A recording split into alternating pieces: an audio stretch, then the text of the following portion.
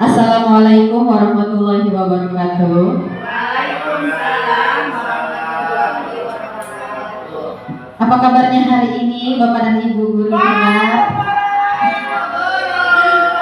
Ya, alhamdulillahirabbil alamin. Yang terhormat Ibu Kepala SD 1 Bogor Mekar, yang saya hormati juga Bapak dan Ibu guru di SD 1 Bogor Mekar yang alhamdulillah pada hari ini bisa kita bersama-sama melakukan kegiatan diseminasi berbagi praktik baik tentang budaya positif. Puji syukur marilah kita panjatkan kehadirat Allah Subhanahu wa taala bahwasanya pada hari ini kita masih diberikan nikmat sehat sehingga dapat berkumpul dalam kegiatan pada hari ini. Salawat serta salam semoga selalu tercurah limpahkan kepada Nabi besar kita Nabi Muhammad sallallahu alaihi wasallam beserta para sahabatnya, keluarganya, dan mudah-mudahan syafaatnya sampai kepada kita di yaumil akhir nanti. Amin ya rabbal alamin. Baik Bapak dan Ibu guru hebat, sebelumnya saya mengucapkan terima kasih banyak yang sebesar-besarnya kepada Bapak dan Ibu guru bahwa pada hari ini bisa menyempatkan waktunya untuk melaksanakan kegiatan diseminasi berbagi praktik baik tentang budaya positif. Nah, baik, di sini budaya positif ini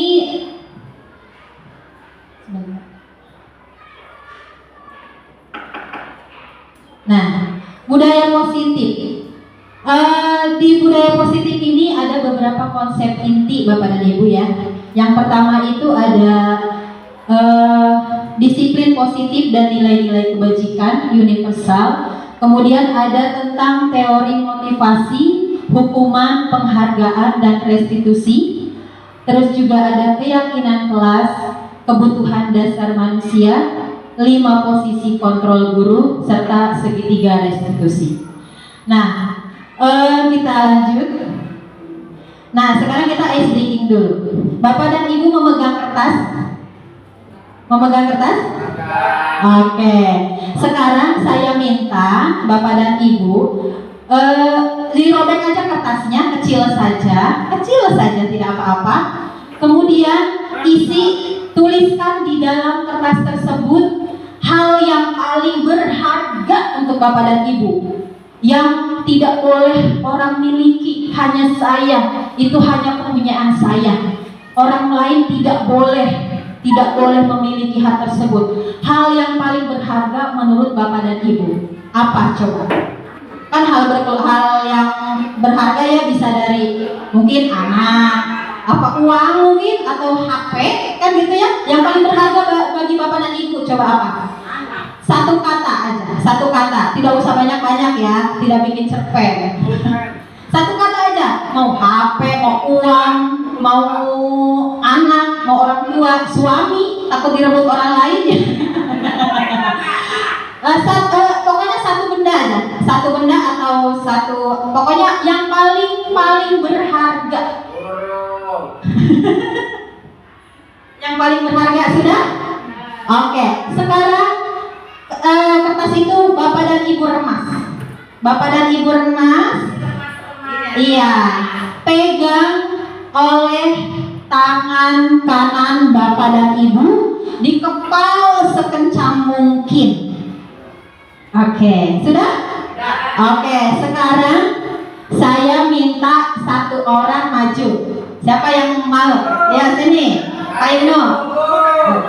Ya, nggak apa-apa. Nah, satu orang lagi. Siapa? Kau dari sini aja. Ya, satu orang lagi siapa maju? Pak Ibnu nih, kepal. Ini kan nggak boleh dimiliki orang lain, kepal terus. Jangan sampai terambil. Oke, Mbak. Gini, sekarang sini berdua. Nah, sekarang Mbak ya, Bu Ena tugasnya merayu Pak Ibnu supaya memberikan hal paling berharganya Pak Ibnu ke Bu Ena. Bagaimanapun caranya, biar mau itu ditawari apapun, merayu dengan sekemampuan Mbak, mau pakai kata apapun terserah, sampai Pak Ibnu luluh. Apakah bisa luluh memberikan hal berharga Pak Ibnu? Coba Mbak, coba rayu Pak Ibnu Mbak. Assalamualaikum warahmatullahi wabarakatuh. Coba Ibu mohon, Ibu mau minta yang paling paling apa? Kamu punya, miliki, yang paling kamu sayangi apa ya? Benda apa? Coba Ibu mohon minta ya. Mbak udah mengemis-ngemis nih. Ibu mengemis-ngemis minta. Harus gimana ya merayunya? Soalnya Ibu nggak pandai merayu ya. Nggak pandai merayu. Suka serius. Enggak, pokoknya enggak. Pokoknya tulisannya enggak mau ngasih. Pokoknya. Nih, Harus. berharga. Mohon ya, Enggak. mohon coba Ibu yang berharga itu. Enggak mau titik. Walaupun Walaupun itu ya. Mbak membeli 2M, saya tidak akan mengasih. Emang nggak punya 2M lagi, hanya 1 ember doang air. Enggak bakalan pokoknya. Gimana ini nggak bisa dirayu ya? Dirayu ya, Iya. oke. Terima kasih Mbak. Berarti ya tepuk tangan dulu buat Ibu Ena dan Pak Ibnu. Tadi kalau Pak Ibnu tahan. Kita penasaran ya, sesuatu berharganya Pak Ibnu ini apa sih? Kok susah banget dikasihin ya? Sampai Mbak udah memohon-mohon. Padahal Mbak kita tahu lebih tua ya dari Pak Ibnu ya, lebih senior. Tapi tidak luluh ya Mbak ya. Susah banget, enggak. Kuat banget kedua. Emang apa sih Pak Ibnu? Ini sesuatu yang berharganya, coba kita lihat. Apa ini ya? Yang tidak ingin diberikan ke orang lain katanya. Coba kita lihat apa ya? Apa Pak Ibnu? Diriku sendiri. Oke, tepuk tangan buat Pak Ibnu. Diriku sendiri katanya. Iya, terima kasih Pak Ibnu. Silakan duduk lagi. Kalau Mbak tadi sesuatu berharganya apa, Mbak? Mbak sesuatu berharganya tadi apa, Mbak? Apa itu? Coba. Anak. Iya, betul Mbak. Anak juga berharga. Kalau Nin apa Nin? Yang Nin tulis di situ. Anak juga. Bu Novi? Anak, rata-rata anak ya. Kita ini kan udah pada punya anak. Coba yang belum punya anak, apa yang sesuatu berharganya? Oh, keluarga. Diri sendiri sama seperti Pak Ibnu, diri sendiri ya. Harta yang paling berharga adalah keluarga. Oh, Pak Haji, apa Pak Haji? Anak yang baik. Anak yang baik. Tepuk tangan buat semuanya. Bapak dan Ibu hebat, baik.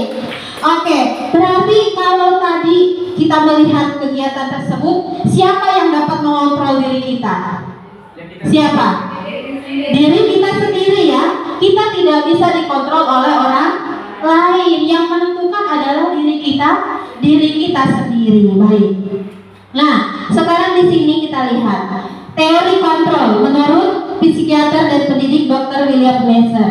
Jadi ada ilusi guru mengontrol murid. Nah, pada dasarnya kita tidak dapat memaksa murid ya untuk berbuat sesuatu jikalau murid tersebut memilih untuk tidak melakukannya. Betul tidak?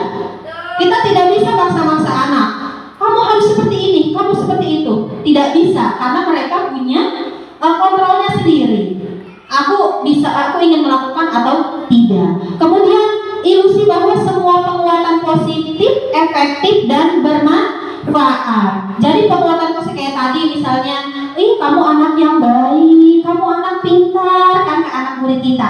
Kadang-kadang anak ada sedikit ngeluhnya langsung kan. Jadi kontrol dia yang tadinya kuku tidak mau ketika diberi penguatan positif oleh guru langsung ya Bu gitu kan. Ih hebat kamu, ayo dong anak kasep, anak pinter, yuk kita bersih-bersih kan. Itu penguatan positif. Kemudian juga ada ilusi bahwa kritik dan membuat orang merasa bersalah dapat menguatkan karakter.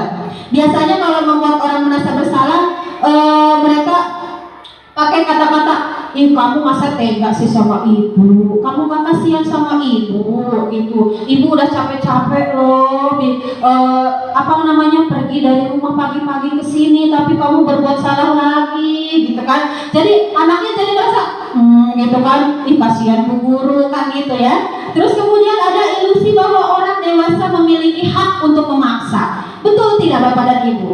Kadang kita ke anak murid tanpa sengaja memaksa mereka. Kamu duduknya di sini, misalnya, di tempat duduk. Kamu duduk di sini. Padahal anak itu sebenarnya tidak mau. Tapi karena kita mungkin punya ada hak untuk memaksa, maka secara tidak sadar ya, kita memaksa murid untuk melakukan apa yang kita perintahkan. Kemudian, nah di sini berubah dari paradigma stimulus respon kepada pendekatan teori kontrol. Nah, di stimulus respon ini ada hal-hal yang biasanya kita alami.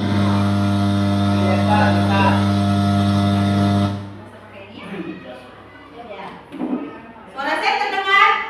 Ya. Di sini biasanya yang kita alami, contohnya realitas kebutuhan kita sama. Kadang kita menganggap kebutuhan kita sama, tetapi menurut teori kontrol itu berbeda. Kebutuhan setiap orang itu berbeda-beda, tidak semuanya sama. Ya, terus semua orang melihat hal yang sama, padahal setiap orang memiliki gambaran yang berbeda-beda. Seperti tadi halnya kita suruh menuliskan sesuatu hal yang berharga. Semua orang punya pandangan yang berbeda-beda ya. Ada yang yang berharganya anak, ada yang berharganya orang tua, keluarga, diri sendiri ya. Mungkin ada yang tadi yang menuliskan uang, ada. Nah, kemudian kita mencoba mengubah orang agar berpandangan sama dengan kita. Tidak bisa ya. Tidak bisa kamu harus berpandangan sama seperti saya. Kita sulit untuk membelokkan orang harus berpandangan sama seperti saya. Jadi kita berusaha, jadi yang ada kita harus berusaha memahami pandangan orang tersebut. Jadi jangan memaksa dia untuk berpandangan sama, tapi kita yang harus memahami pandangan orang tersebut. Kemudian perilaku buruk dilihat sebagai suatu kesalahan. Si Anu misalnya coret-coret tembok, kesalahan. Tapi sebetulnya semua perilaku memiliki tujuan dan alasan. Kenapa si anak melakukan hal tersebut? Pasti ada alasannya kan? Apa mungkin dia karena bosan pembelajarannya, makanya dia coret-coret meja atau gimana? Jadi jangan sampai kita menjudge anak melakukan suatu kesalahan. Tanyakan dulu alasannya. Kenapa anak tersebut? Tujuannya untuk apa? Kemudian orang lain bisa mengontrol saya. Nah, ini kita rubah paradigmanya menjadi hanya Anda yang bisa mengontrol diri Anda sendiri. Orang lain tidak bisa mengontrol diri kita, ya. Jangan sampai kita terkontrol oleh orang lain, gitu kan. Kemudian saya bisa mengontrol orang lain. Ternyata Anda tidak bisa mengontrol orang lain. Contohnya tadi, Pak Ibnu dengan segala cara dirayu oleh Mbak ya, tidak berhasil ya Mbak ya. Karena yang mengontrol diri sendiri adalah saya sendiri. Dan kemudian pemaksaan ada pada saat bujukan gagal. Kadang nih kita suka begitu, ujung-ujungnya pakai senjata pamungkas, maksa, ya. Harusnya seperti apa? Kolaborasi dan konsensus menciptakan pilihan-pilihan baru. Jadi harusnya menciptakan suasana kolaboratif, jangan menciptakan suasana pemaksaan. Nah, lanjut ada model berpikir menang kalah. Harusnya menurut teori kontrol itu model berpikir menang. Gitu. Jadi sama-sama memberikan kenyamanan satu sama lain, tidak ada yang dirugikan. Oke, lanjut. Nah, sekarang kita ke disiplin. Apa itu disiplin? Siapa yang bisa mengungkapkan apa itu disiplin? Biasanya kita kaitkan disiplin itu dengan apa sih? Hah? Peraturan, iya. Terus apa lagi? Tanggung jawab. Terus apa misalnya tata tertib? If kamu tidak disiplin, tidak mentaati tata tertib. Ternyata disiplin itu, makna disiplin adalah menurut Ki Hajar Dewantara menyatakan bahwa untuk mencapai suatu kemerdekaan atau dalam konteks pendidikan kita saat ini, untuk menciptakan murid yang merdeka, syarat utamanya adalah harus ada disiplin yang kuat. Nah, disiplin yang dimaksud di sini adalah disiplin diri. Ya, disiplin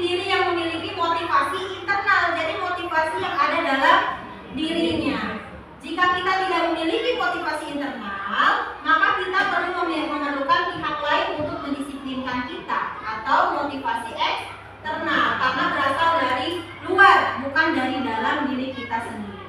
Kemudian menurut Diane juga mengatakan bahwa arti kata disiplin berasal dari bahasa Latin disciplina yang artinya belajar. Kata disiplin juga berasal dari akar kata yang sama dengan disipel atau murid. Untuk menjadi seorang murid atau pengikut, seseorang harus paham betul alasan mengapa mereka mengikuti suatu aliran atau ajaran tertentu, sehingga motivasi yang terbangun adalah motivasi intrinsik, bukan ekstrinsik. Maksudnya di sini adalah disiplin diri ini. Jadi bukan, kita kadang salah miskonsepsi mengenai disiplin. Disiplin itu kita kaitkan dengan tata tertib atau peraturan. Anak yang tidak memakai sepatu hitam berarti sudah tidak disiplin, tidak mematuhi aturan yang ada di sekolah. Ternyata disiplin itu adalah berkaitan dengan diri personalnya, disiplin diri. Jadi yang muncul dari keyakinan diri masing-masing. Bagaimana siswa tersebut meyakini ya bahwa hal tersebut itu salah dalam dirinya gitu. Jadi tidak ada motivasi dari luar. Kalau misalnya pakai misalnya ya, sekolah wajib memakai sepatu hitam, itu berarti kan aturan ya, tapi belum tentu aturan itu masuk ke dalam diri anak masing-masing, karena pada buktinya, pada faktanya anak masih banyak yang melanggar kan, ada yang masih banyak anak yang melanggar peraturan. Kemudian nah di sini untuk mewujudkan disiplin diri ini ada beberapa nilai-nilai kebajikan universal yang telah disepakati beberapa institusi, seperti misalnya rasa toleransi, rasa hormat, integritas, mandiri dan lainnya ya. Terus di sini ada cinta Tuhan, dan nah ini adalah contoh-contoh nilai kebajikan ya. Jadi nilai-nilai kebajikan universal. Terus ada di sini juga dapat dipercaya, lurus hati. Jadi kalau kita lebih kepada sifat-sifat ya, sifat-sifat manusia, sifat-sifat dalam dirinya. Nah, yang sedang kita capai ini adalah yang ini, profil pelajar Pancasila, di mana nilai-nilai kebajikannya beriman dan bertakwa kepada Tuhan Yang Maha Esa dan berakhlak mulia, mandiri, bernalar kritis, berkepedean global, bergotong royong dan kreatif. Bagaimana cara kita sebagai seorang guru mewujudkan nilai-nilai kebajikan ini kepada siswa? Nah, ini PR kita bersama ya, memunculkan disiplin diri kepada siswa dan memunculkan nilai-nilai kebajikan ini kepada siswa kita di sekolah. Nah, sekarang ada pertanyaan. Bila di sekolah Anda tidak ada peraturan yang mengharuskan guru datang tepat waktu dan tidak ada juga surat teguran bagi guru yang datang terlambat dan tidak ada juga atasan yang memuji, apakah Anda akan tetap datang tepat waktu untuk mengajar murid-murid Anda? Ya, coba Bu Nopi, gimana Bu Nopi, pandangan Bu Nopi? Bila sekolah Anda tidak ada peraturan nih, di sekolah kita nih di BM 1 nggak ada peraturan. Terus untuk datang tepat waktu, jadi santai saja gitu ya. Terus kalau kita kesiangan juga tidak ada surat teguran dari sekolah. Kalaupun kita datang tepat waktu pun tidak akan ada pujian dari kepala sekolah. Gimana? Apakah Bu Nopi akan tetap datang tepat waktu ke sekolah? Hah? Apa alasannya? Hah? Alasannya apa? Iya betul. Karena kita merasa bahwa itu sudah merupakan amanah dan tanggung jawab, ya? Iya betul. Amanah dan tanggung jawab, walaupun tidak ada teguran kalau datang terlambat, walaupun tidak dipuji kepala sekolah, ataupun tadi tidak ada peraturan yang mengharuskan guru datang tepat waktu, tapi kita tetap datang ke sekolah dengan tepat waktu. Nah, ini berkaitan dengan 3 motivasi perilaku manusia. Jadi ada 3 motivasi. Yang pertama adalah untuk menghindari ketidaknyamanan. Ya, motivasi itu munculnya dari mana sih? Dari mana? Dari dalam diri sendiri ya. Tapi yang motivasi itu ada 2 sebetulnya. Ada motivasi internal, ada motivasi eksternal. Kalau motivasi internal itu munculnya dari dalam diri sendiri. Jadi kita tanpa ada aturan pun kita sudah memahami bahwa itu misalnya tindakan yang harusnya kita lakukan seperti itu. Kemudian kalau motivasi eksternal, motivasi yang dipengaruhi oleh orang lain,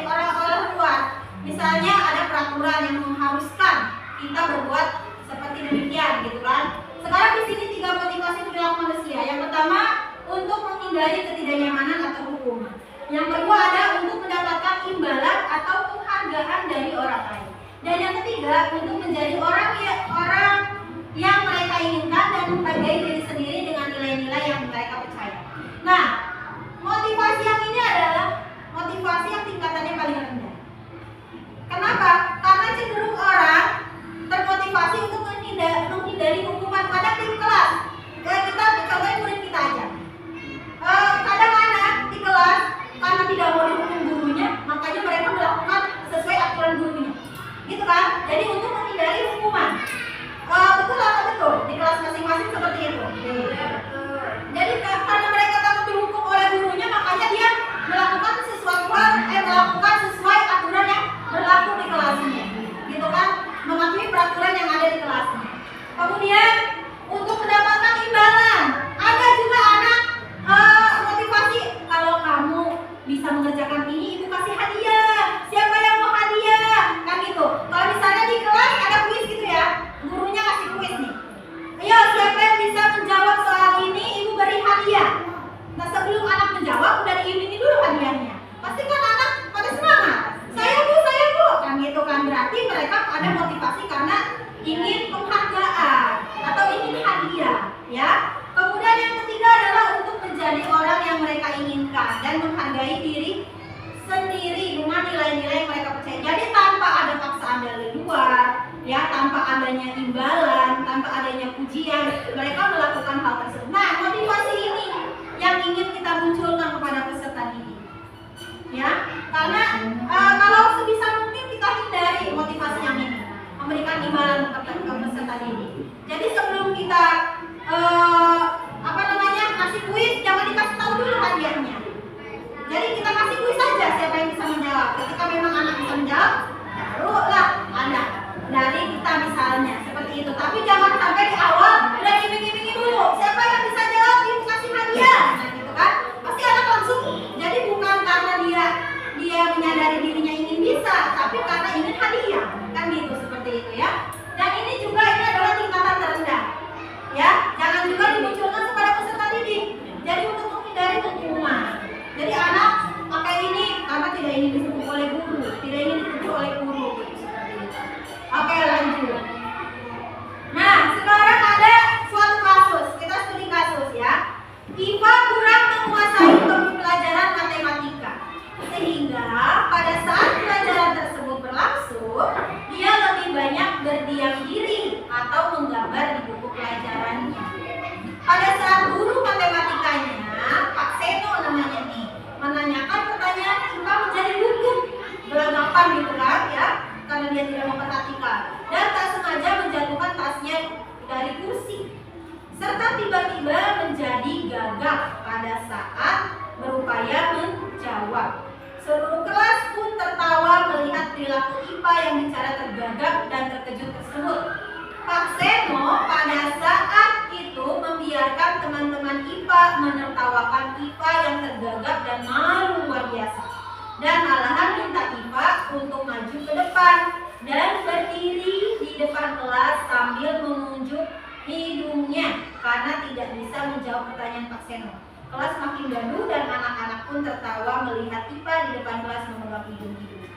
Nah, kalau kita lihat dari kasus ini ya, jadi si IPA ini tidak memperhatikan pelajaran.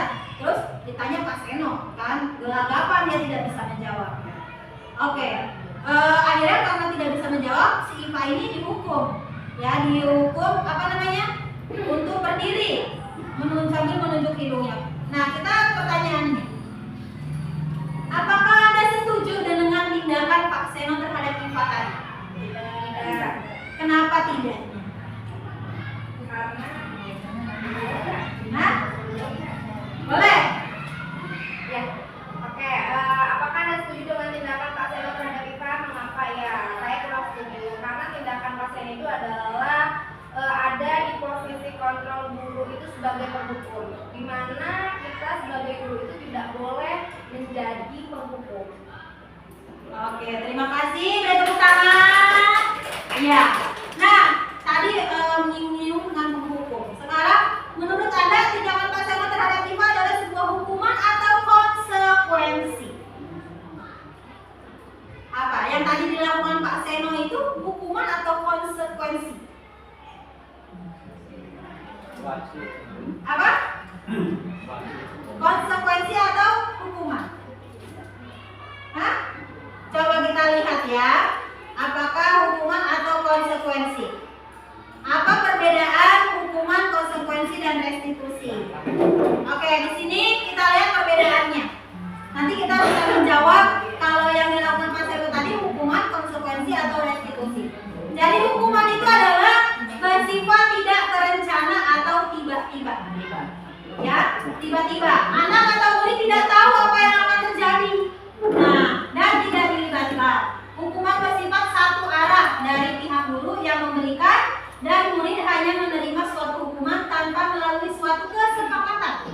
Jadi tidak ada kesepakatan sebelumnya dengan murid atau pengarahan dari guru baik sebelumnya atau sesudahnya. Hukuman yang diberikan bisa berupa fisik maupun psikis. Murid anak disakiti oleh suatu perbuatan atau kata-kata. Itu yang disebut hukuman. Nah, sekarang kalau konsekuensi itu disiplin dalam bentuk konsekuensi sudah terencana atau sudah disepakati sebelumnya bersama anak-anak. Ya, sudah dibahas dan disetujui oleh murid dan guru. Umumnya bentuk konsekuensi dibuat oleh pihak guru atau sekolah, dan murid sudah mengetahui sebelumnya konsekuensi yang akan diterima bila ada pelanggaran. Pada konsekuensi murid tetap dibuat tidak nyaman untuk jangka waktu yang pendek. Karena tidak nyamannya karena mereka mendapatkan harus melakukan konsekuensinya yang sudah disepakati, gitu kan? Nah, di sini ada restitusi. Restitusi ini adalah proses menciptakan kondisi bagi murid untuk memperbaiki kesalahan mereka sehingga mereka bisa kembali pada kelompok mereka dengan karakter yang lebih kuat menurut dosen. Restitusi juga merupakan proses kolaboratif yang mengajarkan murid untuk mencari solusi untuk masalah masalah mereka, dan memberi murid berpikir tentang orang seperti apa yang mereka inginkan di kedepannya dan bagaimana mereka harus memperlakukan orang lain. Jadi restitusi, kalau hukuman ini bersifatnya satu arah dan juga spontanitas. Biasanya anak, misalnya dia melakukan kesalahan, ya udah, kamu berdiri di situ. Siapa yang nggak mengerjakan PR? Ya udah, maju sini, maju. Udah berdiri aja di situ. Nah, itu mungkin hukuman. Misalnya terlambat, ya udah kamu keliling lapangan 10 kali. Nah, itu juga hukuman karena fisik kan? Fisiknya juga.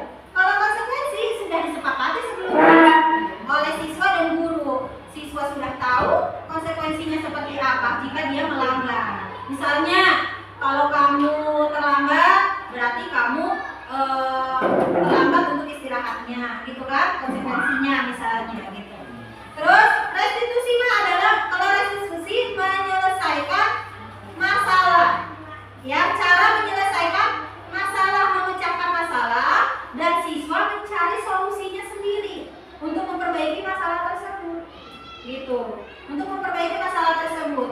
Jadi tidak ada hukuman dan tidak ada konsekuensi di dalam restitusi ini.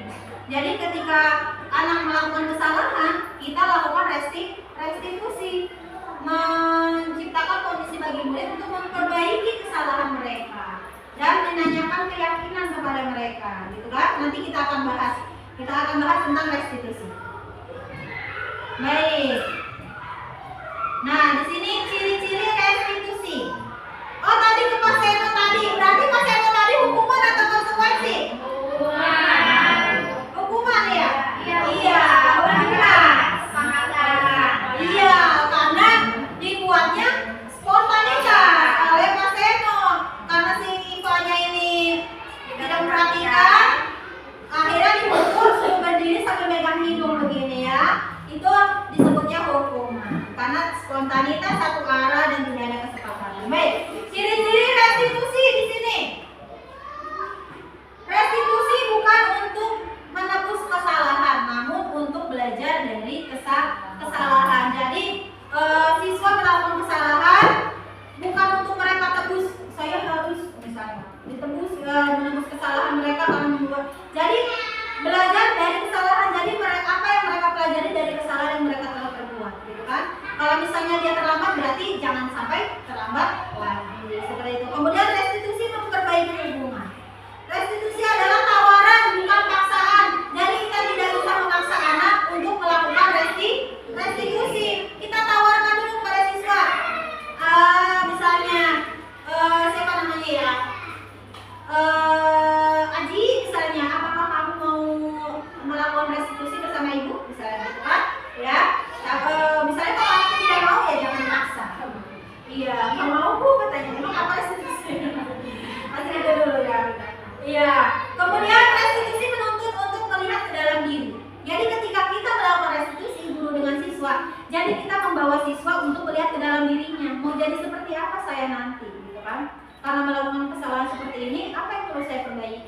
kan. Nah, kemudian restitusi mencari kebutuhan dasar yang mendasari tindakan. Nah, kita juga nanti akan menyinggung dengan kebutuhan dasar. Jadi kebutuhan dasar manusia ya. Jadi anak itu apakah dia karena ingin kebebasan melakukan hal tersebut, apa dia karena ingin merasa dihargai, apa dia karena ingin merasa disayangi. Pasti anak itu kembali lagi melakukan sesuatu kesalahan pasti ada alasannya. Ya, bukan semata-mata dia melakukan kesalahan sekonyong-konyong salah aja gitu ya. Pasti ada alasan. Restitusi diri adalah cara yang paling terbaik. Kemudian restitusi fokus pada karakter bukan tindakan. Restitusi menguatkan, restitusi fokus pada solusi. Jadi fokus pada solusi, anak mencari solusi sendiri. Untuk memperbaiki kesalahannya. Misalnya, kamu bagaimana? Misalnya anak terlambat. Terus bagaimana menurut kamu solusinya agar kamu tidak terlambat? Ya Bu, saya akan bangun lebih pagi lagi. Kan dia mencari solusi sendiri, ya. Kemudian restitusi mengembalikan murid yang berbuat salah kepada kelompok. Nah, sekarang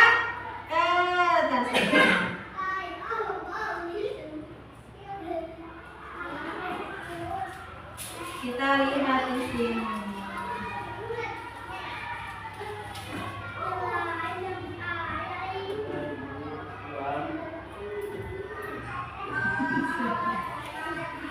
Nah, sekarang kita ada tebak-tebakan nih.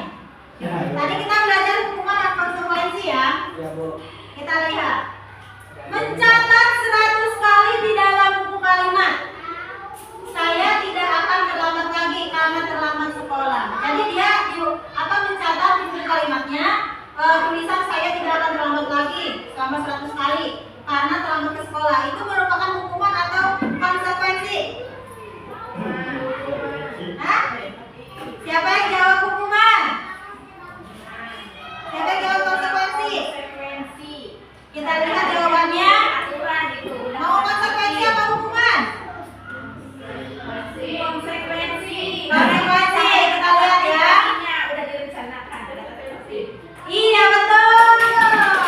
Sekarang lari mengelilingi lapangan basket 2 kali karena terlambat mandi di sekolah. Hukuman atau konsekuensi? Hukuman. Coba kita lihat. Keterlambatan juga ya? Konsekuensi itu juga keterlambatan. Coba kita lihat. Hukuman atau konsekuensi? Coba kita lihat kalau Mbak katanya konsekuensi. Kesialan ya? Hukuman.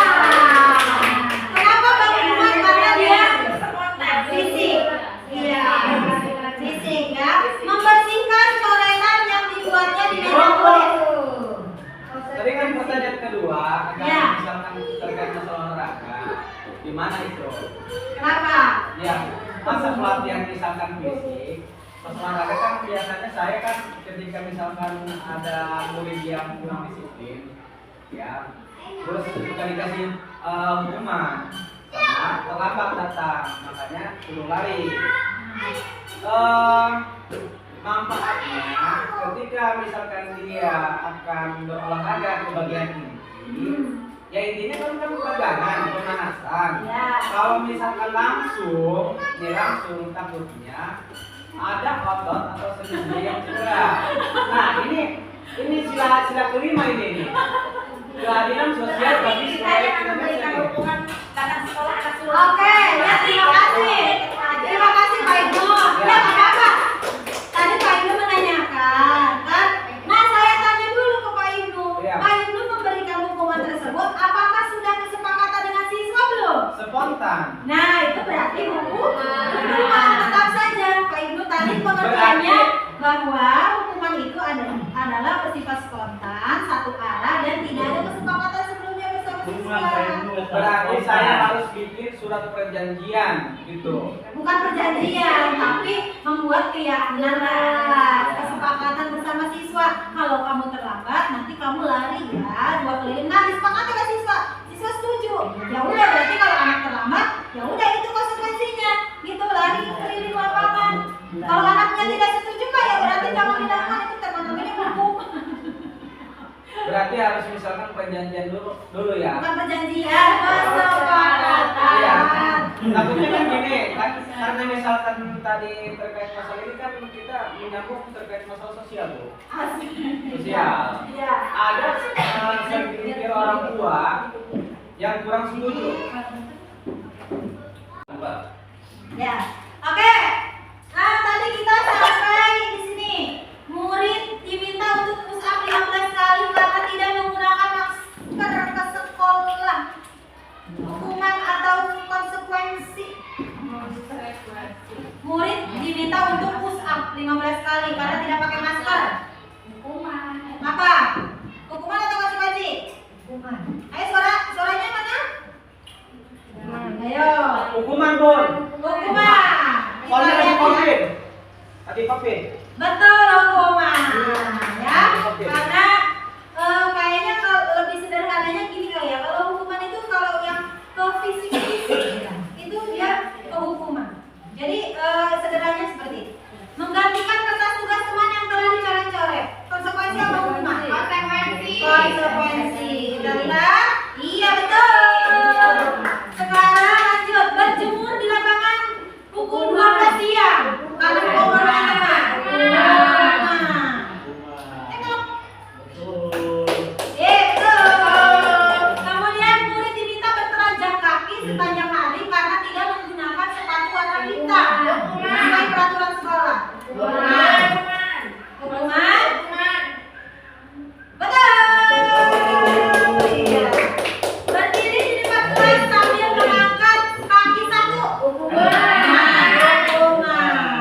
Kita lihat. Betul. Membersihkan tumpahan air di meja tulis karena tersenggol. Membersihkan tumpahan air. Ya. Nah, kalau kita lihat di sini coba kita cek dulu. Konsekuensi apa? Betul. Kalau kita lihat berarti kalau konsekuensi itu ada perilaku anak yang bertanggung jawab, ya. Kayak tadi menghapus coretan, membersihkan meja. Kemudian nih kalau airnya tumpah, dia yang membersihkan. Maaf. Tadi Iya. ada siswa yang baru masuk. Oh iya, tadi. Siapa hukuman nantinya? Iya, kehilangan 10 menit jam istirahat untuk mengerjakan tugas karena terlambat datang dan tertinggal pelajaran selama 10 menit. Konsekuensi kita lihat. Duduk di bangku di pinggir lapangan pada jam istirahat tidak diizinkan bermain oleh guru piket karena mencederai teman saat bermain di lapangan. Konsekuensi mana nih? Coba kita mau pilih yang mana? Coba kita pilih hukuman ya. Oh, konsekuensi. Karena dia mencederai temannya, jadi dia harus bertanggung jawab. Iya, kan tadi intinya ada perilaku tanggung jawab ya kalau konsekuensi. Kalau hukuman biasanya kepada visi seperti itu ya. Oke, terlambat hadir di pembelajaran dari 15 menit dan diminta untuk tinggal 15 menit sama seperti tadi apa ini? Konsekuensi. Betul. Lari mengelilingi lapangan 2 kali karena terlambat untuk pelajaran. Konsekuensi itu. Yang tadi dibahas karena untuk pelajaran PJOK. Konsekuensi. Bener Pak? Iya betul. Betul. Jadi untuk guru PJOK begini. Ya. Jadi bukan hanya guru kelas saja yang membuat kesepakatan. Ini kenapa dijadikan konsekuensi? Karena mungkin sebelumnya sudah ada kesepakatan antara murid dengan guru PJOK-nya. Kalau kamu terlambat, kamu nanti lari ya, karena bagian pelajaran PJOK. Kecuali kita pelajaran matematika, kamu terlambat, kamu lari yang keliling lapangan, kan tidak menyambung untuk pembelajarannya seperti itu ya. Membersihkan WC sekolah karena mematahkan pensil kawannya. Apa ini? Hukuman? Konsekuensi. Hukuman atau konsekuensi? Konsekuensi. Betul. Karena bukan perilaku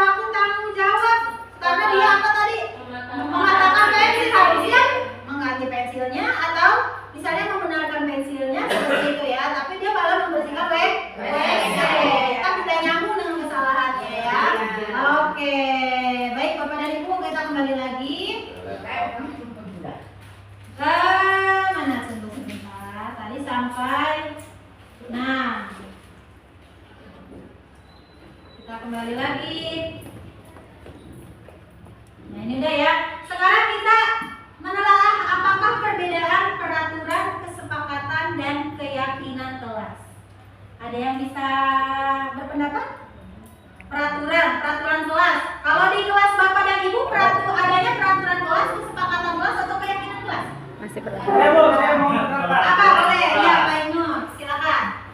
Berhubung saya di sini junior, nanti Pak Pro yang akan menjelaskan. Dan Pak Pro.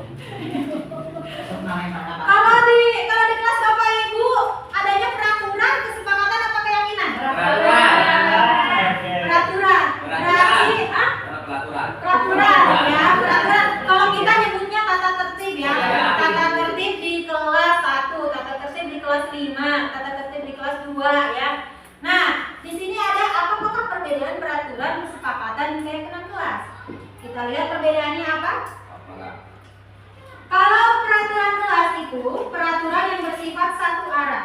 Jadi yang dibuat oleh sekolah atau dibuat oleh guru. Misalnya anak datang tidak boleh datang terlambat. Ya, harus datang 10 menit sebelum jam ini kan ya. Terus untuk dipatuhi oleh peserta didik. Jadi anak itu menuntut secara tidak langsung menuntut anak untuk mematuhi peraturan tersebut yang telah dibuat kan. Dan peraturan kelas ini adalah merupakan motivasi ekstrinsik atau eksternal. Jadi motivasi dari luar, tidak ditanamkan di dalam diri anaknya. Jadi anak ke sekolah ya karena tadi, ya kembali lagi seperti tadi, motivasi untuk menghindari hukuman karena adanya peraturan di kelas itu. Nah, kemudian kalau kesepakatan kelas dibuat atas dasar hasil kesepakatan bersama antara guru dan siswa. Namun siswa belum tentu meyakini nilai-nilai yang ada dalam kesepakatan kelas tersebut. Ya belum tentu, walaupun sudah sepakat tapi ternyata anak ada saja kan ya yang melanggar, belum diyakini. Kemudian keyakinan kelas. Kalau keyakinan kelas ini berupa pernyataan-pernyataan universal yang dibuat dalam bentuk kalimat positif.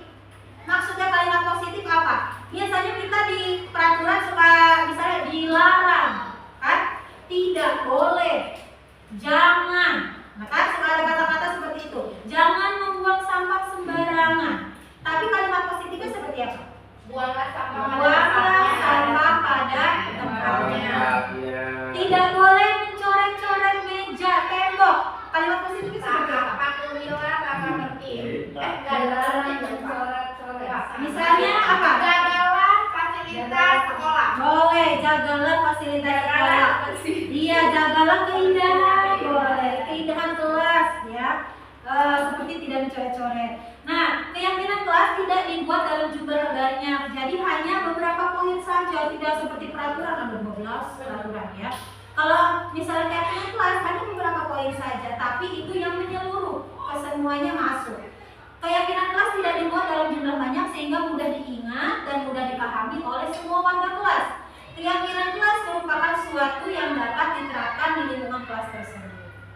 Nah, Bapak dan Ibu guru lebih condongnya mending membuat peraturan kelas, kesepakatan kelas atau keyakinan kelas. Ya. Kalau keyakinan ini ya, kalau misalnya apa namanya? Peraturan kelas itu tadi sifatnya satu arah, ya, sifatnya satu arah. Kita nanti coba nanti di kelas masing-masing kita membuat keyakinan kelas. Jadi supaya nilai-nilai yang ada dalam keyakinan kelas ini diresapi oleh diri anak masing-masing. Ya, ada di dalam diri anaknya masing-masing. Kemudian kita lihat di sini. Keyakinan kelas. Keyakinan kelas ini ada beberapa penjelasan tentang keyakinan kelas. Keyakinan kelas bersifat lebih abstrak daripada peraturan yang lebih rinci dan konkret.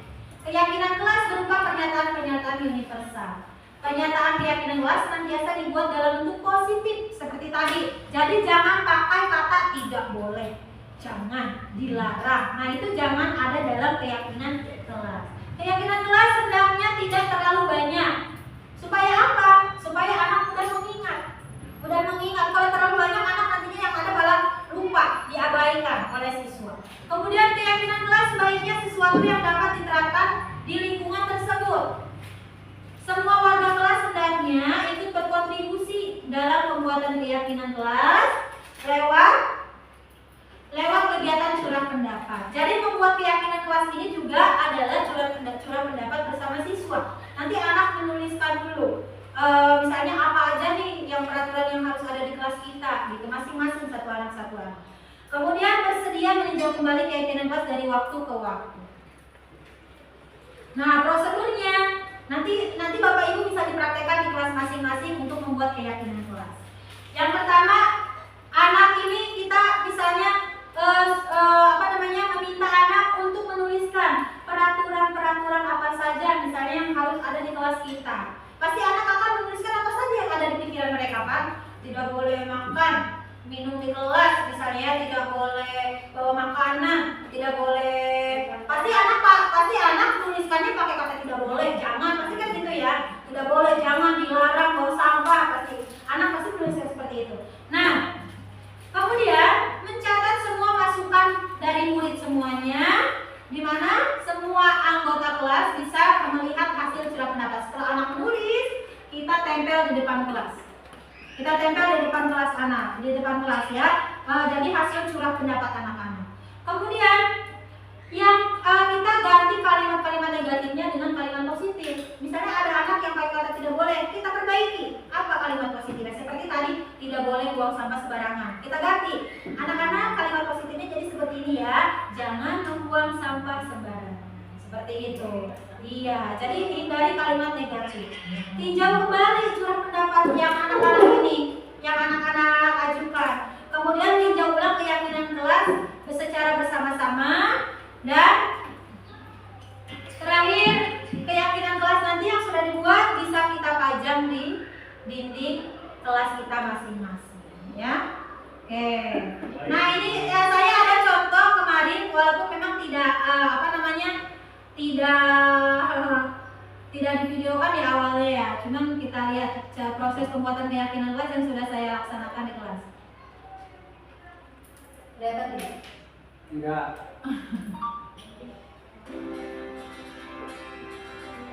Jadi guru menyampaikan terlebih dahulu tentang keyakinan kelas. Ya, apa kita membuat keyakinan kelas itu kan? Kemudian membagikan post-it selebaran kepada siswa. Jadi supaya anak menuliskan pendapat mereka. Peraturan apa saja ya yang harus ada di kelas kita gitu kan? Itu bagi-bagi apa, Bu? Post-it, Pak. Oh, bukan sembako. Nah, setelah dibagikan, anak guru memberikan pengarahan kembali. Tulis apa saja maksudnya peraturan yang harus ada. Nah, anak menulis.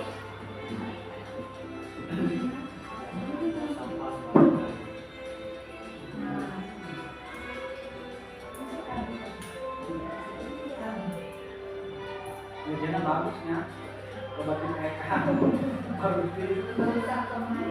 Yang lain pindah kelas 2 bagus tuh kan pengen menang bantuan.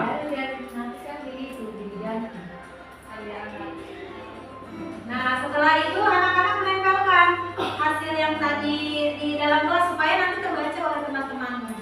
Jadi apa yang mereka tulis, ya, yang mereka tulis ditempelkan. Pendam juga ada nih. nambah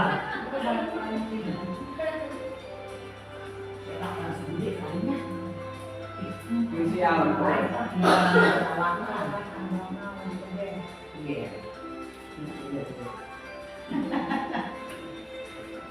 Nah, ini hasil kesepakatan yang tadi anak-anak. Nah, guru bersama siswa meninjau kalau misalnya ada yang sama ya kita satu-satukan. Pasti anak punya ada yang gambarannya pikirannya sama kan ya. Ada yang misalnya anak punya pikiran sama, ini sama kita satukan. Berarti ini satu poin seperti itu. Nah, ini contohnya. Jadi kebaca nggak? Keyakinan kelas yang telah disepakati kalau di kelas 6 kemarin, ya, makan dan minum di luar kelas. Kemudian memakai sepatu hitam ke sekolah. Terus ada lagi main bola di lapangan. Karena anak ada yang menuliskan begini, tidak boleh main bola di kelas gitu. Ada anak yang membuat seperti itu. Kemudian harus melaksanakan piket kelas. Terus karena ada anak yang tidak piket bayar denda gitu. Ya tulis. Terus harus saling menghargai dan menghormati. Harus menjaga kebersihan dan keindahan. Harus menjaga kerapihan diri, harus menjaga sopan santun dan fokus ketika pembelajaran. Jadi tidak ada kalimat negatifnya, tidak boleh, jangan, dilarang. pasti anak tadi yang guru lakukan menyaring dulu yang anak tulis, yang sama-sama kita satukan, terus kita cari kalimat positifnya seperti apa. Seperti itu. Mungkin contoh kecilnya ya Bapak dan Ibu. Ya. Sekarang mari kita membuat keyakinan kelas ya. Positifnya di itu. Nah, positifnya saya ambil dulu.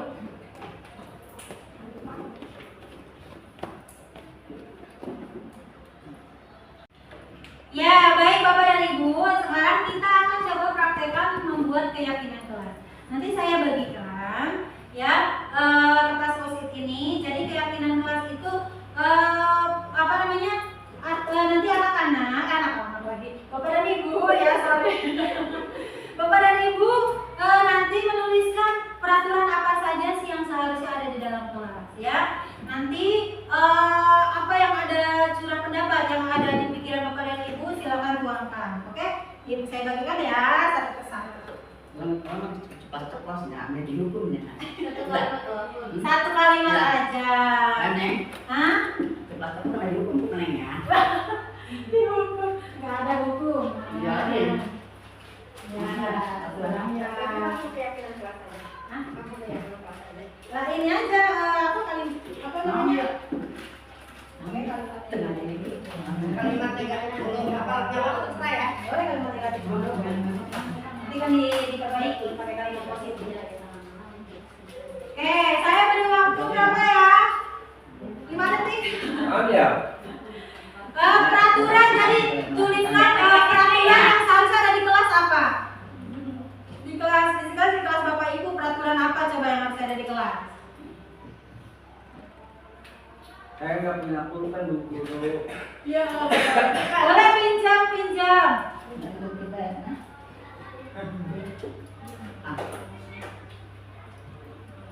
Ya sudah. Kalau sudah, Bapak yang sudah menulis boleh langsung menempelkan di sini, menempelkan di depan yang Bapak itu tulis. Ya. Pas dulu. Jadi kita tempelkan begini. Ya. Oke. Ya kita tempel hasil buat keyakinan. Ya. Ayo Pak Guru, semangat. Ayo kita tempel. Ayo kita tempelnya, Bu. Iya. Boleh samping juga nggak apa-apa kayak kertas ya. Kadui gitu.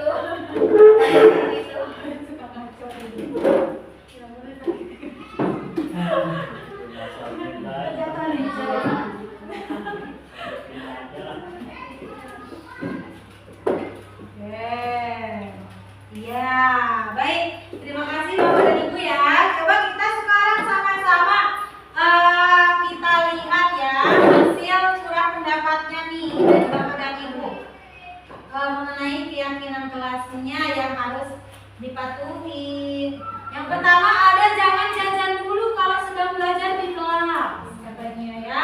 Kemudian ada merapikan buku di kelas, boleh. Saling menghargai dan menghormati antar teman, iya betul juga perlu di dalam kelas ya. Tidak boleh sakit di dalam kelas. Tidak boleh sakit di kelas katanya ya. Terus berarti kalau ini kata ada tidak boleh kita misalkan yang ada kalimat negatifnya jangan jajan. Nah ini nih yang negatif ya. Kemudian tidak boleh. Kalau tidak boleh sakit di kelas berarti kita harus apa Bapak dan Ibu? Harus ke rumah sakit, Bu. Menjaga kesehatan. Menjaga kesehatan ya. Membuang sampah pada tempatnya. Oke, bekerja sama menjaga kebersihan kelas. Tidak boleh makan di dalam kelas nih. Iya, negatif juga ya. Kemudian datang tepat waktu. Iya, betul. Kemudian siswa menggunakan bahasa yang sopan dan santun. Kalau kita lihat saling menghargai dan menghormati antar teman, sama nggak? Berkaitan nggak? Siswa peduli. Iya, siswa menggunakan bahasa yang sopan. Berarti saling berkaitan ya ini ya. Kita satukan. Terus membuang sampah pada tempatnya, bekerja sama menjaga kebersihan, berkaitan ya? Iya. Berkaitan juga ini. Jagalah kebersihan.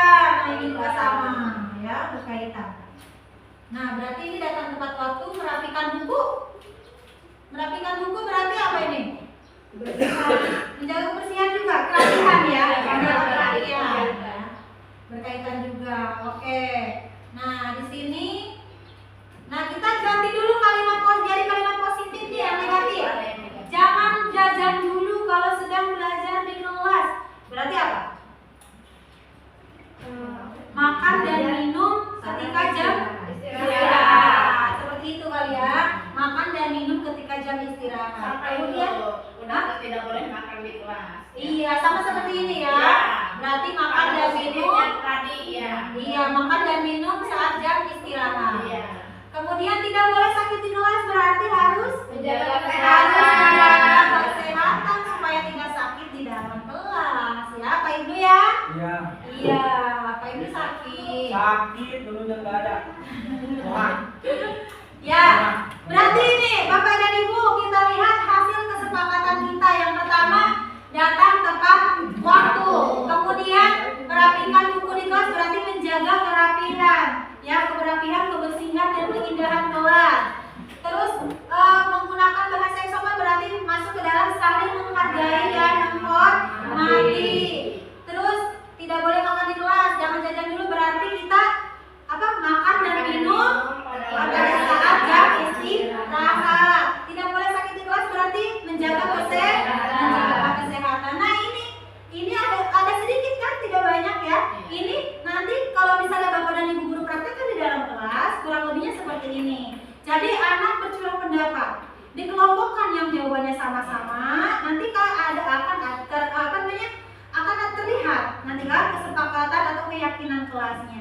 Nah, ini baru sampai kesepakatan bersama siswa. Kan sudah dapat nih kesepakatannya ya anak-anak. Jadi kita sudah menyepakati ya seperti ini.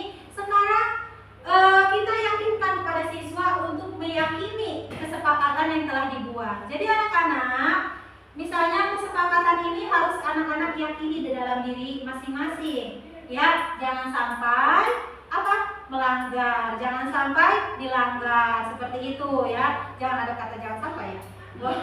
Jadi harus dipatuhi, harus dilaksanakan dan harus diyakini dalam diri masing-masing. Seperti itu Bapak dan Ibu, tepuk tangan. Oke.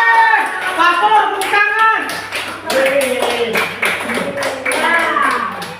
Baik. Nah, sekarang di sini ada kebutuhan dasar manusia. Kebutuhan dasar manusia itu yang pertama adalah kebutuhan bertahan hidup. Kalau kebutuhan bertahan hidup itu yang kebutuhan pokok kita apa coba?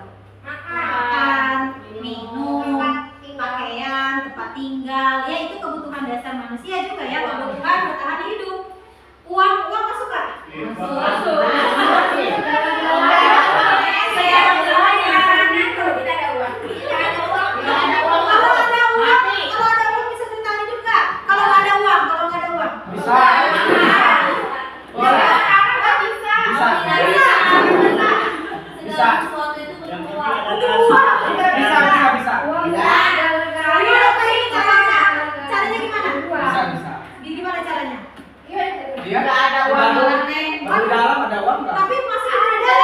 Di dalam ada, itu baru di luar yang orang itu. Oh, tapi dia punya kebutuhan pokok yang lain. Daerah-daerahnya Papua, Kalimantan, dari kebun kacang tanah. Ya Kalimantan bisa. Dia pakai uang Kalimantan daerah primitif. Iya, karena dia segala sesuatunya mungkin tidak membeli ya. Karena bercocok tanam itu tadi. Apakah Bapak Ibu siap menjadi petani saja? Tidak. Itu bercocok tanam kayak buku. Ya, yang kedua. Ya, oke, terima kasih Pak Ida. Oke, tepuk tangan buat Pak Ida. Ya, yang kedua, kebutuhan dasar manusianya kasih sayang dan rasa ingin diterima. Ya, kadang anak kembali kepada siswa kita. Kadang siswa ada yang ingin disayangi, dicintai. Yang merasa dia kok ibu mah gituin itu aja, aku mah gak disayangi. Akhirnya dia membuat masalah. Akhirnya dia cari-cari perhatian, gitu kan, caper gitu ke gurunya karena merasa tidak disayangi. Gurunya lebih fokus ke yang itu aja, gitu kan, ya. Iya. Mengalami ya, seperti itu ya. Mengalami saya, Bu. Kemudian ada lagi penguasaan, kebutuhan pengakuan atas kemampuan. Karena dia ingin diakui, misalnya anak ada yang dapat nilai, kan suka ada gini, kalau kelas bawah biasanya, wih, kurang menang 100, soalnya sabaraha, sudah gitu kan, ingin diakui bahwa dia dapat nilai besar, gitu kan. Akhirnya karena misalnya cenderung ketika anak tidak diakui, dia membuat masalah, seperti apa gitu kan, membuat masalah begitu ya. Jadi ingin ada rasa pengakuan, gurunya pengen bilang sama temennya, ih hebat, tapi malah temennya, gitu kan, digituin ya, ayo marah, kan langsung berantem, kan seperti itu ya. Terus yang keempat, membutuhkan kebebasan. Nah, ada anak yang ingin merasa bebas di kelasnya. Misalnya contohnya begini, contoh simpelnya, udah bosen nih pelajaran ya, gitu lagi belajarnya, bosan, jadi dia coret-coret meja, atau misalnya ganggu temennya, atau misalnya menggambar gitu kan ya, kalau enggak memutar-mutar naon, gugur-gugur gitu ya, apa namanya, itu jadi dia tuh ingin bebas, merasa ingin memiliki kebebasan gitu. Kemudian ada lagi kesenangan, kebutuhan ingin merasa senang, jadi ingin apa namanya ya, mencari kesenangan sendiri gitu, mencari kesenangan sendiri dengan menjadi temannya dia jadi merasa senang, seperti itu kan ya. Nah, ini kebutuhan dasar manusia. Kalau Bapak dan Ibu butuh yang mana? Bapak dan Ibu butuh yang mana? Apakah butuh kasih sayang? Semuanya. Apa butuh penguasaan, kebebasan, atau kesenangan? Kesenangan dulu lah. Nah, ini punya uang. Berarti bertahan hidup ya Kak ya. Oke, lanjut. Sekarang di sini kita ke posisi kontrol guru. Nah, ada 5 posisi kontrol guru. Yang pertama adalah penghukum. Yang kedua, pembuat rasa bersalah, sebagai teman, sebagai pemantau, dan sebagai manajer. Nah, apa sih bedanya ya dari kelimanya ini? Kita lihat perbedaannya. Seorang penghukum bisa menggunakan hukuman fisik maupun verbal. Ya, orang-orang yang menjalankan posisi penghukum senantiasa mengatakan bahwa sekolah memerlukan sistem atau alat yang lebih menekan murid-murid lebih dalam lagi. Guru yang menerapkan posisi peraturan penghukum akan berkata, patuhi aturan saya. Misalnya kalau kita mah, pokoknya dengerin ibu. Misalnya, anak-anak harus gini. Nah itu ya, terus dengan nada tinggi biasanya kalau penghukum. Kamu salah aja, gitu kan? Kamu begitu terus, nah, tidak ada perubahan. Nah itu penghukum, ya. Kemudian selalu guru seperti ini senantiasa percaya bahwa hanya ada satu cara agar pembelajaran bisa berhasil, yaitu dengan caranya dia sendiri. Misalnya, pokoknya kamu dengarkan saya, kamu harus seperti ini. Ih, kamu salah di sana nih, ya. Ditatamin bejaan, kan gitu kan? Biasanya kita secara tidak langsung spontan ya. Gini ya, gitu ya. Biasanya tangannya begini. Kamu katakan. Sambil Kamu enggak. Itu enggak senang. sambil melotot Bapak. Kalau membuat rasa bersalah, nah biasanya guru itu akan lembut. Emang lembut dia bawaannya, tapi ada kata-kata yang menusuk. Misalnya, ibu mah sangat kecewa sekali dengan kamu. Ih, kok kamu gitu terus sih, nggak kasihan sama ibu. Seperti itu. Iya, Itu enggak ya? Berapa kali? Semua. Iya, tuh berapa kali ibu harus kasih tahu? Kok kamu nggak ngerti sih? Kayak gitu ya? Gitu.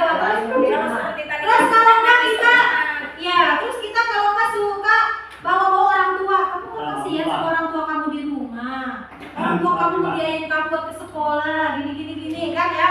Seperti itu. Nah, ini ada di posisi ini, pembuat rasa bersalah guru tersebut. Kemudian ada lagi teman. Nah, teman. Posisi ini tidak akan menyakiti murid, namun akan tetap berupaya mengontrol murid melalui persuasi. Posisi teman pada guru bisa negatif atau positif. Positif ini berupa hubungan baik yang terjalin. Jadi ada yang kelewat batas guru dengan siswa ya. Misalnya karena siswanya merasa dekat dengan kita, jadinya kan ya gimana ya gitu. Misalnya seperti ini kata-kata, ayo bantulah demi bapak ya. gitu ke anak-anak, ke teman, misal kayak ke teman gitu kan, ayo ingat tidak bantuan Bapak selama ini kan gitu. Terus ya sudah, kali ini tidak apa-apa, nanti Ibu bantu bereskan ya. Jadi ke anak itu tidak membuat mereka jadi malah menyepelekan akhirnya kepada guru. Nih, hal negatif dari posisi teman, bila suatu saat guru tersebut tidak membantu, maka murid akan kecewa dan berkata, saya pikir Bapak dan Ibu teman saya itu. Karena bapak dan ibu gurunya suka ngomong, ya udah nggak apa-apa, biarin nanti ibu yang ituin kayak gitu. Jadi tidak murid merasa kecewa, tidak mau lagi berusaha. Jadi tidak akan ada usaha dari siswanya karena terlalu diogoh, ya bahasa kita mah diogoh sama guru. Nah, kemudian ada lagi posisi sebagai pemantau berarti mengawasi. Pada saat kita mengawasi, kita bertanggung jawab atas perilaku orang-orang yang kita awasi. Posisi pemantau berdasarkan pada peraturan-peraturan konsekuensi dengan menggunakan sanksi konsekuensi. Kita dapat memisahkan hubungan pribadi dengan murid. Jadi kalau posisi pemantau ini menyangkut kepada kesepakatan dengan siswa. Jadi ketika siswa melakukan kesalahan, siswa sudah tahu konsekuensinya seperti apa. Misalnya contoh, peraturannya apa yang telah kamu lakukan, tapi tidak dengan suara kasar seperti penghukum, tidak juga dengan suara lembut seperti pembuat rasa bersalah, tidak juga seperti teman.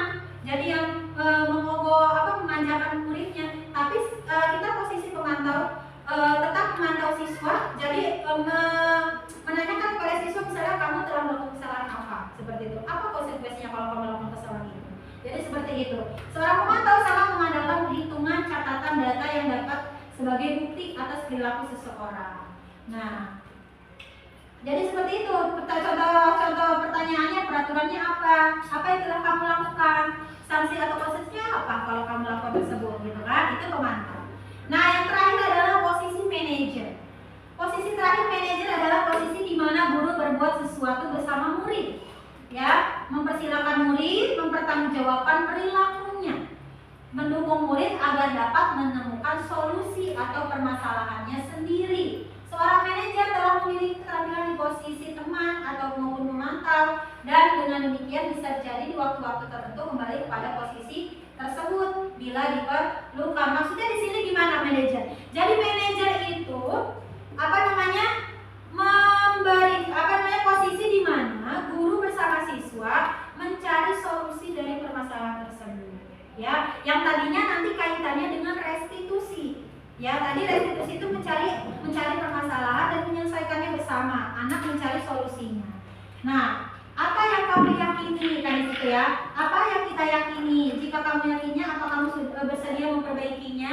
Jadi beda dengan tadi pemantau. Kalau pemantau langsung tok, apa peraturannya? Apa konsekuensinya kalau kamu lakukan? Kalau manajer, anak disuruh untuk mencari solusinya untuk memperbaiki kesalahan seperti itu. Ya. Nah, tugas seorang manajer bukan hanya untuk mengatur perilaku seseorang. Kita membimbing murid untuk dapat mengatur dirinya. Seorang manajer bukannya memisahkan murid dari kelompoknya, tapi mengembalikan murid tersebut ke kelompoknya dengan lebih baik dan kuat. Sekarang, Bapak dan Ibu merasa sudah di posisi mana? Selama ini, apakah sebagai penghukum? Siapa yang di posisi penghukum? Angkat tangan.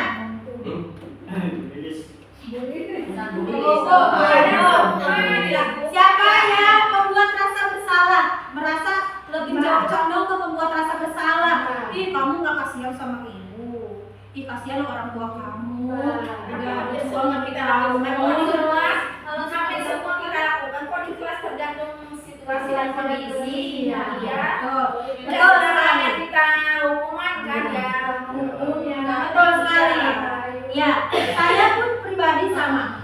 Hampir semuanya saya lakukan sebagai penghukum secara tidak sadar ya. Secara tidak sadar sesuai kondisi. Iya, ada di posisi kontrol sebagai penghukum. Kadang juga kita menjadi membuat rasa bersalah. Kadang saya suka ke siswa, kamu tak kasihan sama orang tua kamu. Apalagi ke kelas 6. Ya, kalau misalnya mereka udah nakal, udah deh. Saya membuat mereka merasa bersalah ya. Iya, diakui kelas 1 pas seperti itu kebanyakan yang menerapkan. Iya. Kalau selalu diminta kayak hukuman, nangis semua. Iya betul. Kemudian teman, sebagai teman juga saya melakukan. Sebagai pemantau juga, kamu tahu nggak peraturannya apa di sekolah, di kelas kita? Terus apa konsekuensinya kalau kamu melanggar? Kan seperti itu ya? Ya. Nah, kemudian Bapak dan Ibu, ternyata kita ini harus menjadi posisi kontrol di manajer sebetulnya, ya. Posisi kontrol di manajer ini posisi kontrol yang paling baik untuk guru. Jadi mudah-mudahan nanti kita bisa mengejawantahkan ya, posisi manajer ini, ya. Kita hindari posisi menghukum, membuat rasa bersalah. Karena kenapa? Ini ada indikasi-indikasinya, identitas gagalnya. Kita lihat di sini. Penghukum dan membuat rasa bersalah ini adalah identitas gagal, ya. Perilaku kontrol yang negatif untuk posisi penghukum dan pembuat rasa bersalah. Kenapa? Guru berbuat kalau menghukum, menghardik, menunjuk-nunjuk, menyakiti murid cenderungnya. Kemudian kalau membuat rasa bersalah biasanya banyaknya ceramah. Jadi memberikan, ih kamu kok itu banyak ceramahnya ya gitu ya. Nah, guru akan berkata, kalau kamu tidak melakukan saya akan misalnya, gitu kan. Jadi mengancam, kan ada indikasi mengancam oleh sekolah penghukum. Kalau membuat rasa bersalah, kamu sudah mengecewakan bapak atau ibu misalnya gitu ya. Nah, hasilnya apa? Anak kalau menghukum menjadi pemberontak atau pendendam. Suatu saat nantinya mereka akan menjadi pemberontak dan pendendam. Tidak akan mendengarkan lagi arahan dari guru.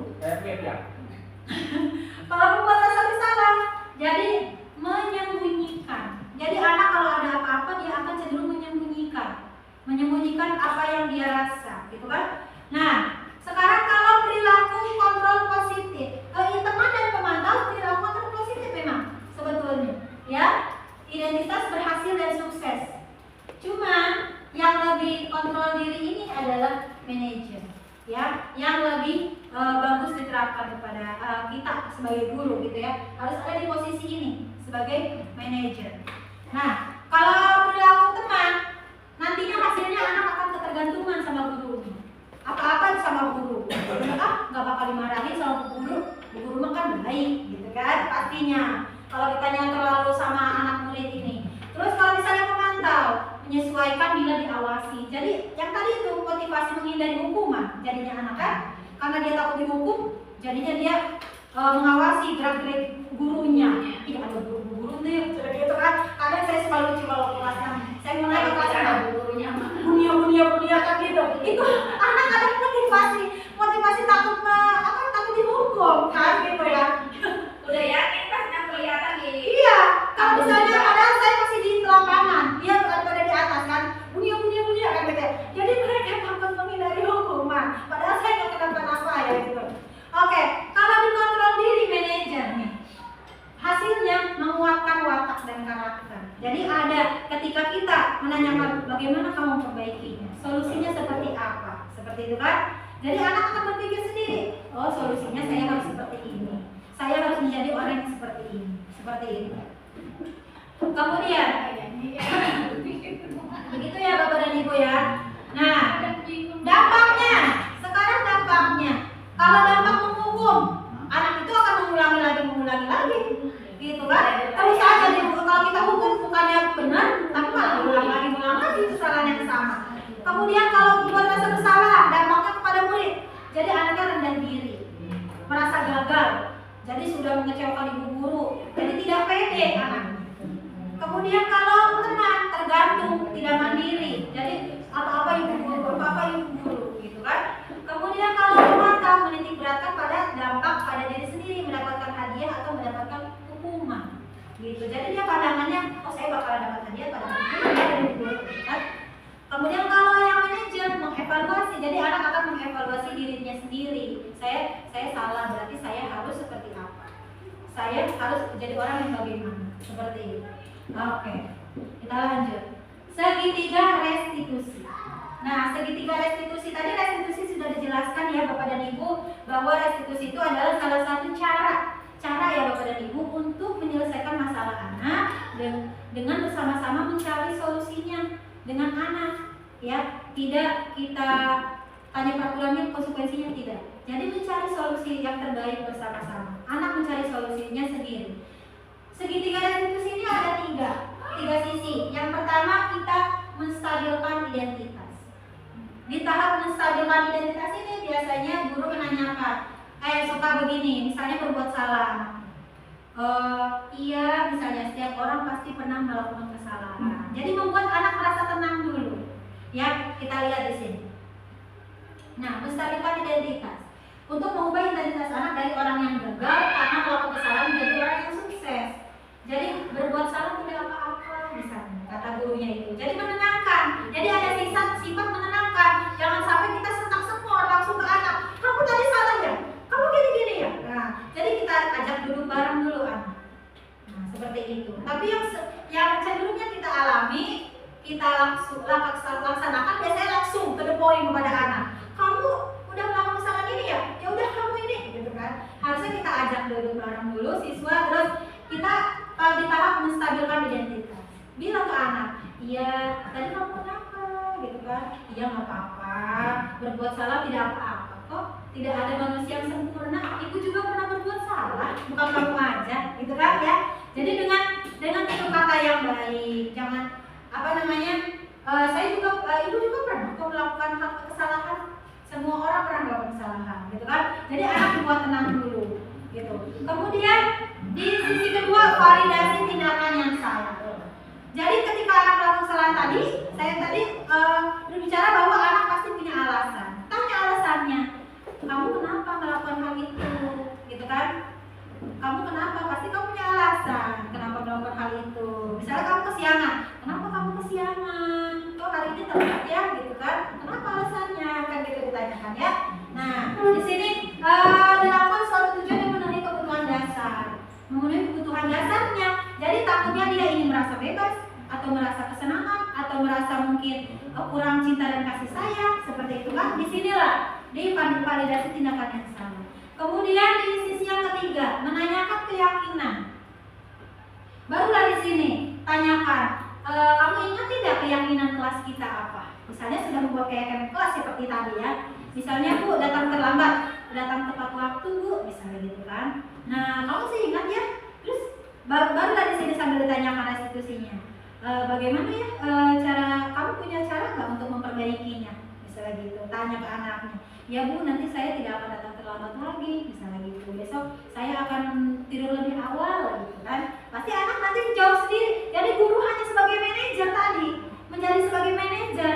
Jadi guru tidak banyak berbicara, tapi anak yang menjelaskan masalahnya anak, menjelaskan alasan kenapa berbuat salahnya anak, mencari solusinya pun anak. Jadi guru hanya menjadi manajer aja, gitu. Ya ini. Jadi untuk memperbaiki kesalahan siswa bisa diterapkan segitiga restitusi. Nah di sini ada praktek, saya mempraktekkan segitiga restitusi. Kita lihat bersama-sama ya. Nah ini kasusnya itu anak yang tidak fokus pada saat pembelajaran. Jadi dia malah mencoret-coret meja ceritanya. Saya lagi jadi artis Pak. Acting gitu ya?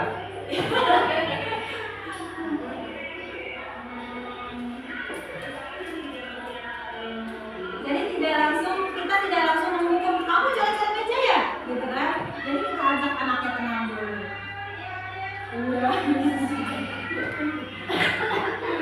Nah ini penerapannya.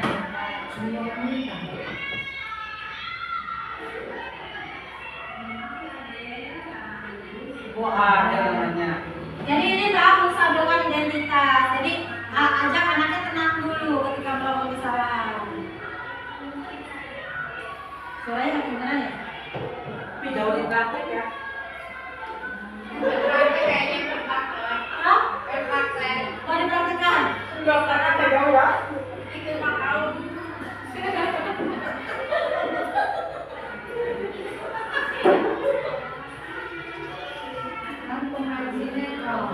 Kamu boys Pak.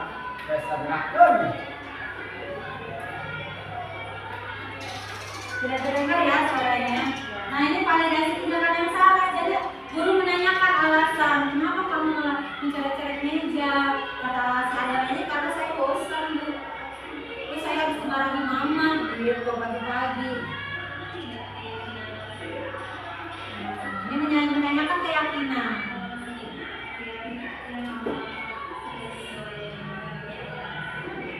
Saya tidak seperti ini ya. Iya, betul kita jadi guru BK. Kita makan dulu. Iya. Harus BK anak juga.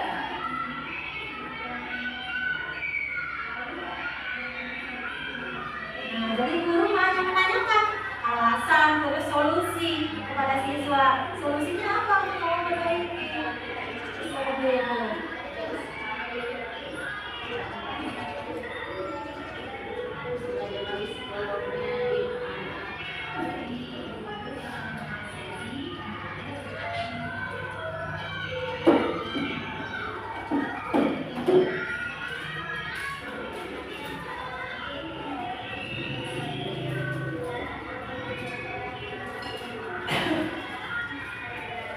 Nah, anak kan mengutarakan sendiri. Nah, ini menjadi orang seperti apa nanti?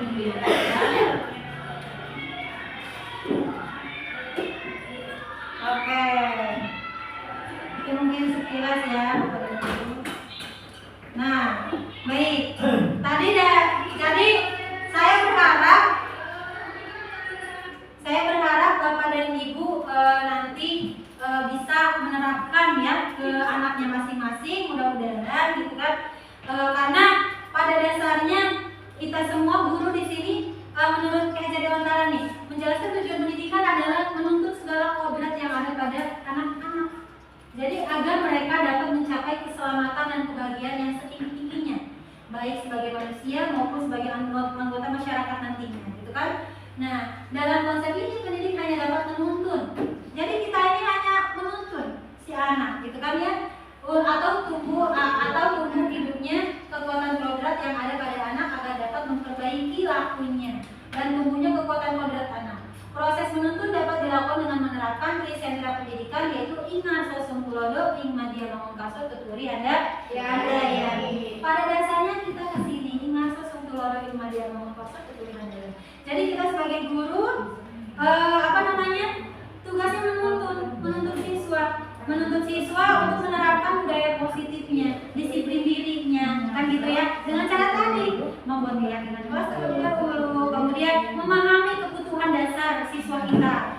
Terus ketika siswa melakukan kesalahan, kita gunakan restitusi, gitu. Jangan menggunakan hukuman ataupun konsekuensi, seperti itu. Mungkin Bapak dan Ibu, mungkin itu sekilas ya berbagi praktik baik dari saya.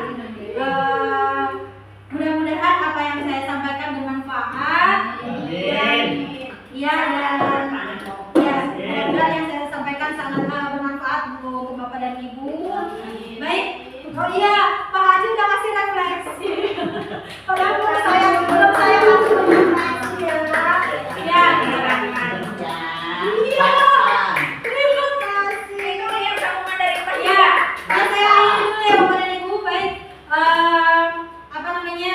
Tadi terima kasih banyak karena sudah hadir dalam kegiatan diseminasi ini. Mudah-mudahan yang saya sampaikan tadi bermanfaat.